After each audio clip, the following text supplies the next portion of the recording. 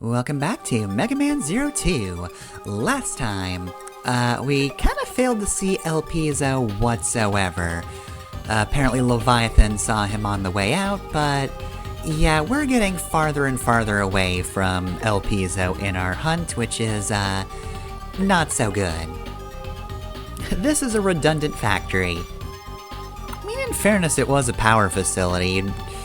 You'd probably want some of that saved, but yeah, once again we are heading to an area we've technically been to before, which has kind of been the theme of the back half of the game, where we had a forest, which was a different forest, but it was a reuse of the general set design of that first forest.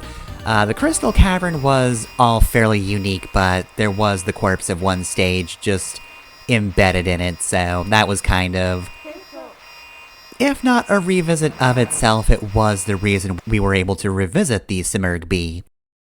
Previous stage was the roof of the computer zone, and I'm sure you remember this area. Though this is the one with a lot of grades, meaning it's kind of the last one they wanted you to do, but very certainly not the first one I did, or the last one I did. I did that one first. It makes the level kind of annoying, but I mean, it makes the boss less annoying, so I think it's worth it. So yeah, factory's back up and running for whatever reason. But that's not important. Neo Arcadia can do whatever they want at the moment. We're chasing El Pizzo. So yeah, now that we are at this point in the game, I will once again reiterate, the events per stage do not change based on the order you tackle them. This is not a case of El Pizzo's getting farther away because this is the third stage, but it's, you know, the order of events happened because I chose that stage third, and I thought that's a fitting way to do it. Again, you can tackle them in any order you want, but I feel like this is the order that makes sense. You can also go through backwards, which I don't like as much for the story, but you know, if instead you want to get closer and closer to El Pizzo until the end, you can do that. Or, again, you can just go in any order. It truly doesn't matter, but it does matter to me. It is arbitrary for the way you play, but I think pacing-wise, this just makes the most sense, too. Well, I mean, I guess I'm getting a little ahead of myself, but, saving the stage where we really don't catch up to El Pizzo for last.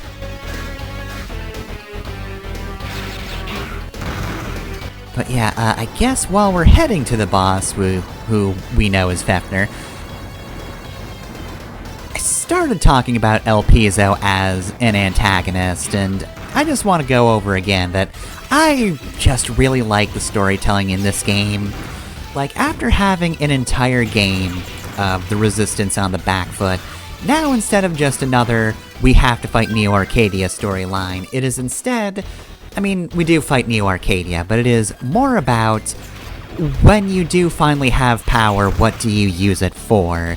And El Pizzo's here to use it for entirely the wrong reasons. He is vengeful, he is really not concerned with the safety of the people that we are. He just wants to see an enemy defeated. And I think that's kind of the important thing, and you know, this is another series where we don't particularly see humans. You know, we have seen CL in the first and second game, but other than that, we have not spotted any humans on our journey here. And once again, that is on purpose, and I think that's important. I do think it's a case of, like, we are focusing on Reploids, and kind of, we get the overview of what humans want and what they're trying to do, and like their place in society, and how the world is different because they are protected, but don't really care about what's going on outside of that protection. But we do know that those people are in danger, and, you know, maybe their apathy is a little annoying, but we don't want them to die. But yeah, that is the difference between El Pizzo and the rest of the Resistance.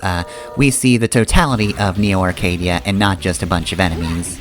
Anyway, here's Fefner. Of the four Guardians, he is the least improved. In fact, that attack used to be like a whole wave, and now it's just rocks.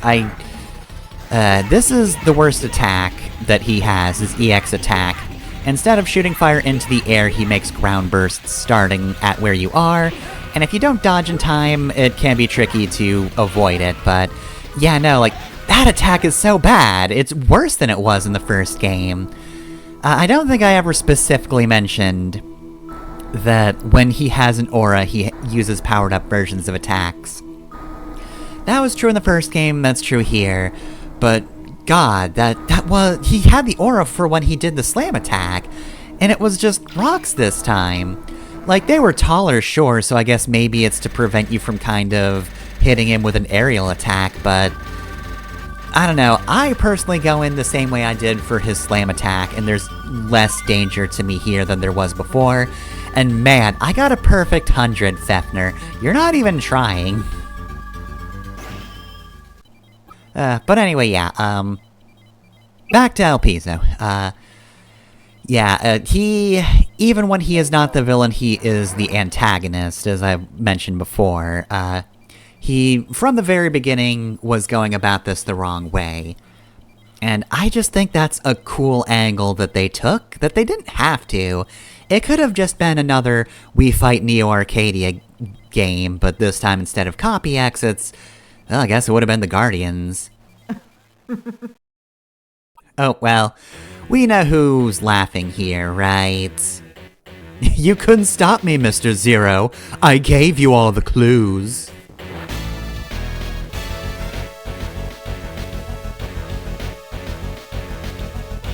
Switch to the main monitor, and hopefully he's not making a weird face at us. Ugh. The fucking chief's a fucking swine, Mr. Zero. He fucking draws the fucking line at fucking fun and fucking games. Anyway, here I am in Neo Arcadia. I'm getting the Dark Elf now. I do particularly like this shot. Very good CG to just really make sure you know, yeah, this guy sucks. In fairness, that's most of his shots. The game makes no effort to hide the fact that he is going to be the villain of the game. Like, you've seen the end slates for these videos, right? That's just the official arts. That's what you look at before you've played the game, to just get a feel for everything. And El Piso just has resting villain face, even in that. But yeah, no, now he's gone fully off the deep end. Thankfully, though, even though he's almost at the Dark Elf, it seems he's meeting some resistance. Thank you, X. Even in death, you really help out. Don't go, baby elf. This time, X has turned it around. He's the one bullying the children. Well, we don't know exactly what's going on there, but we do know that X is now distracting El Piso. Also, a mysterious wave of pain happened.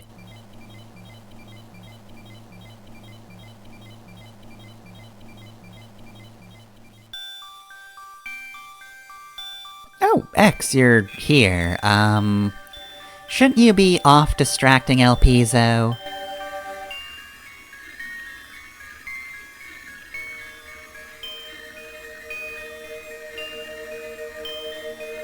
The Dark Elf.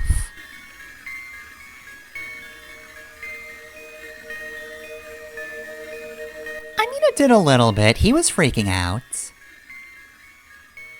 Well, I guess his statement there is that it is more the Dark Elf than X. It's a combination. He's keeping her sealed, and she's not cooperating with whatever El Piso's trying to do.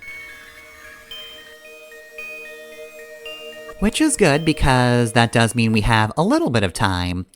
Unfortunately, El Piso did just spend the last 4 stages giving him... Trans me now. I've already got the hair for it. Come on, Fem Zero, go, go, go. The fans will love it. Look, everybody's androgynous in this series. It won't make that much of a difference. We don't have to change the portraits, it's fine. Anyway, though, yeah, El Piso has taken the last 4 stages, giving himself easy access to Neo Arcadia that we don't have. So yeah, you are immediately taken into the next stage. Don't worry, it's not the final stage of the game, but it is the beginning of the game's fortress stages, as it were. So next time on Mega Man Zero, we're actually doing 2 stages. We got our work cut out for us.